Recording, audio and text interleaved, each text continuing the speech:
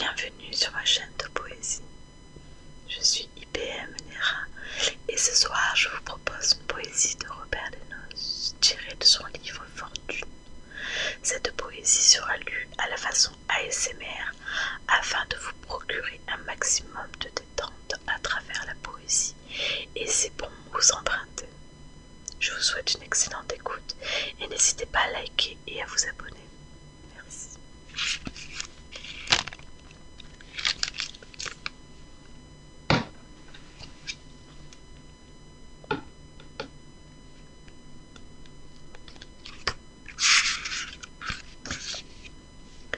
The Night of Loveless Nights, 1930.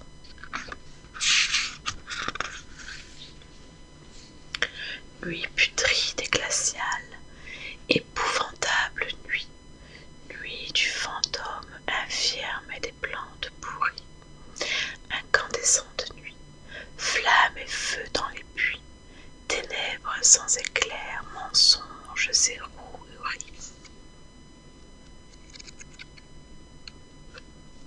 qui me regarde ainsi au fracas des rivières, noyés, pêcheurs, marins, éclater les tumeurs, malignent sur la peau des ombres passagères. Ses yeux m'ont déjà vu, retentissaient clameur. Le soleil ce jour-là, couché dans la cité, l'ombre des marronniers au pied des édifices, les étendards claquaient sur les tours et l'été, amonceler ses fruits pour d'annuels sacrifices.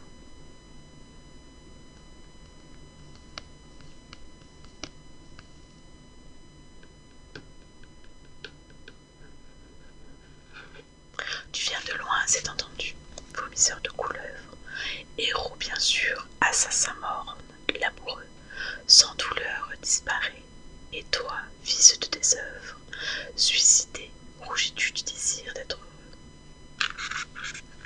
Fantôme, c'est ma glace où la nuit se prolonge, parmi les cercueils froids et les cœurs dégoûtants, l'amour cuit, recuit comme une fausse ronge, et l'ombre d'une amante aux mains d'un impotent. Et pourtant, tu n'es pas de ceux que je dédaigne. Ah, serrons-nous les mains, mon frère, embrassons-nous parmi les billets doux, les rubans et les beignes, la prière jamais n'a sali tes genoux. Tu cherchais sur la plage au pied des rochers droits, la crique où vont s'échouer les étoiles marines. C'était le soir, des feux à travers le ciel froid, naviguer et, rêvant au milieu des salines, tu voyais circuler des frégates sans nom dans l'éclaboussement des chutes impossibles. Où sont ces soirs? Au flot, rechargez vos canons, car le ciel en rumeur est encombré de cibles.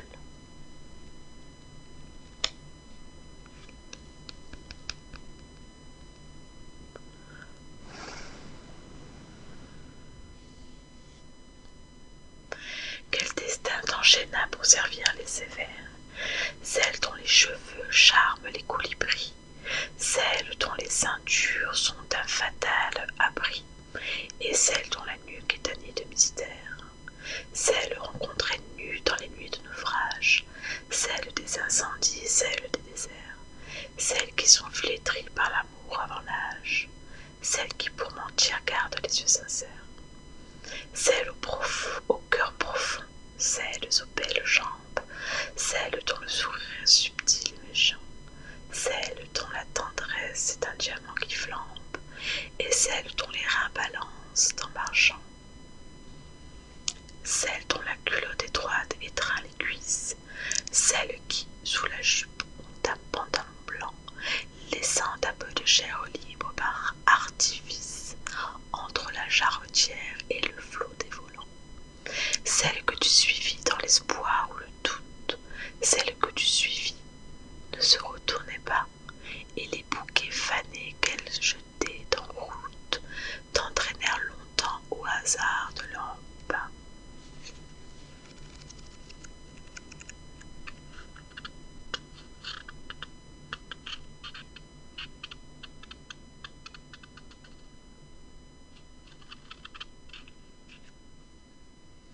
Mais tu les poursuivras à la mort sans répit, les yeux lasses de percer des ténèbres moroses, de voir lever le jour sur le ciel de leur lit et d'abriter leur ombre en des prunelles closes.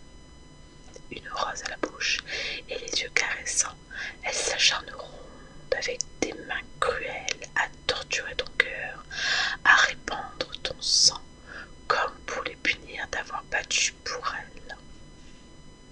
Heureux qu'il suffisait pour se faire aimer d'elles, d'affronter sans faiblir des dangers merveilleux, et de toujours garder l'âme et le cœur fidèles pour lire la tendresse aux éclairs de leurs yeux.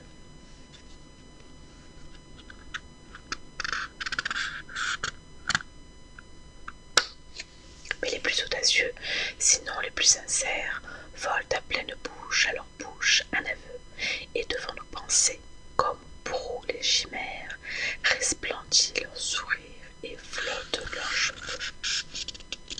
Car l'unique régit l'amour et ses douleurs, lui seul a possédé les âmes passionnées, les uns s'étant soumises à la loi par malheur, n'ont connu qu'un bourreau pendant maintes années.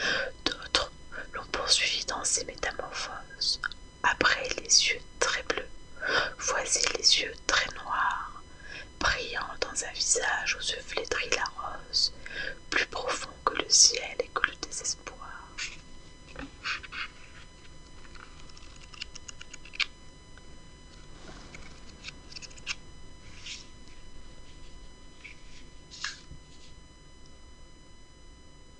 Maîtres de leur sommeil et de leurs insomnies, ils les entraînent en foule à travers les pays, vers des mers éventrées et des épiphanies. La marée sera haute et l'étoile affaillie. Quelqu'un m'a raconté que, perdu dans les glaces, dans un chaos de monts, loin de tout océan, il vit passer, sans heurte et sans fumée, la masse immense et pavoisée d'un paquebot géant. Des marins silencieux s'accrochaient au cordage, et des oiseaux gueulards volaient dans les aubans. Des danseuses rêvaient au bord des bastingages, en robe de soirée et coiffées de turbans.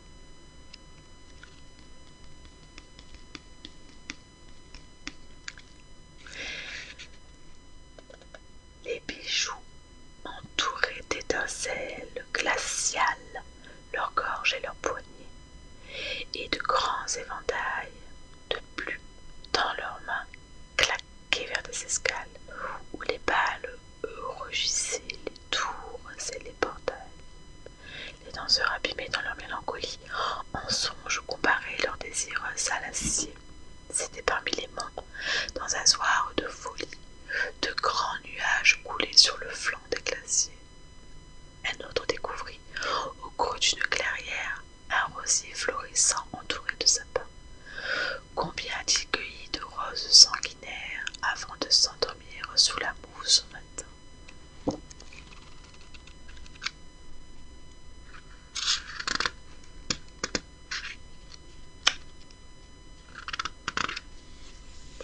Mais ses yeux ont gardé l'étrange paysage inscrit sur leurs prunelles, et son cœur incertain a choisi pour cesser de battre sans courage ce lieu clos par l'odeur de la rose et du thym.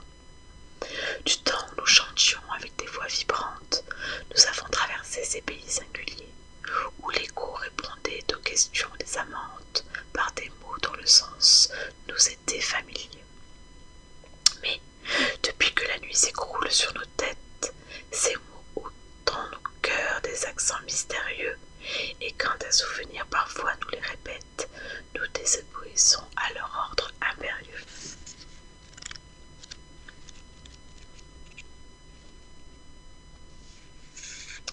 Entendez-vous chanter des voix dans les montagnes et retentir le bruit des corps et des buquins?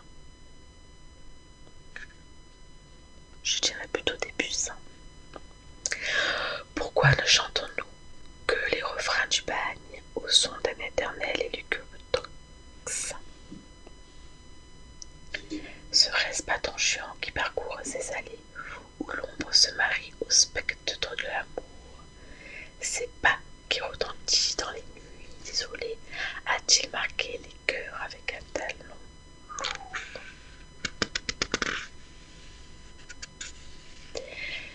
Si vous me le permettez, je vais faire une petite pause dans la poésie pour aller boire un petit verre d'eau parce que j'ai très soif. J'ai tourné la page, donc je suis à la page 38, merci.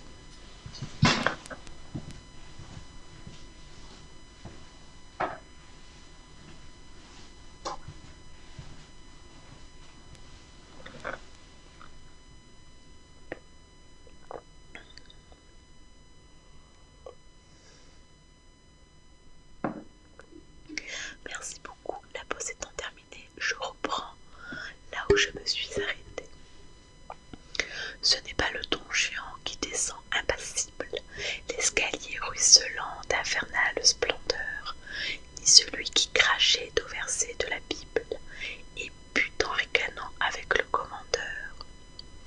Ses beaux yeux incompris n'ont pas touché les cœurs, sa bouche n'a connu que le baiser du rêve, et c'est celui que rêve en de sombres ardeurs, celle qui le dédaigne et l'ignore et sans trêve.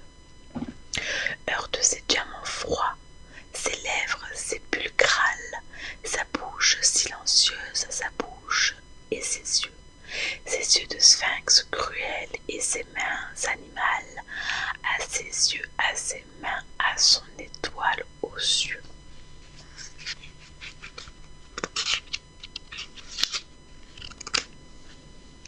Mais lui, le cœur meurtri par de mortes chimères, gardant leur bec pourri planté dans ses amours, pour un baiser viril, ô beautés éphémères, vous sauvera sans doute au seuil du dernier jour. Le rire sur sa bouche écrasera des fraises, ses yeux seront marqués par un plus pur destin. Ses Bacchus seront les sangs des cendres, c'est les braises, les cendres dans les dents, les braises dans les mains. Les bourrins qui reconnaît combien qui, sans mourir, portent au cœur, portent aux pieds de lourdes chaînes. Les fleuves couleront et les morts vont pourrir. Chaque an reverdira le feuillage des chênes.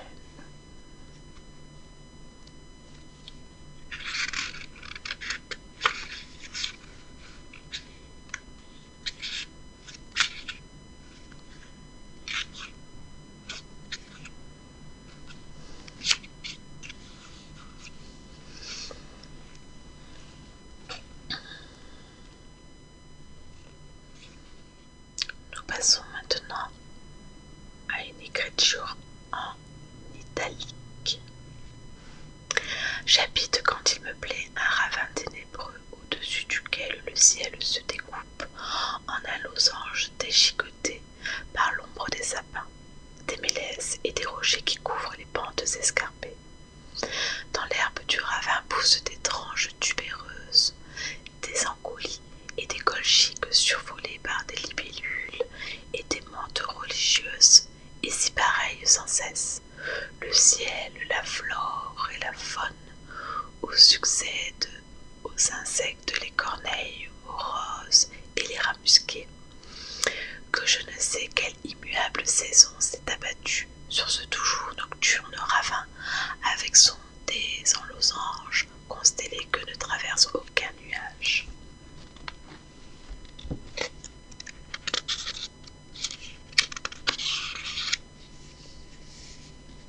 Sur les troncs des arbres, deux initiales, toujours les mêmes, sont gravées. Par quel couteau? Par quelle main? Pour quel cœur? Le vallon était désert quand j'y vins pour la première fois. Nul n'y était venu avant moi. Nul autre que moi ne l'a parcouru. La mare où les grenouilles nagent dans l'ombre avec des mouvements réguliers reflète des étoiles immobiles, et le marais que les crapauds peuplent de leurs cris sonores et tristes posait un feu follet toujours le même.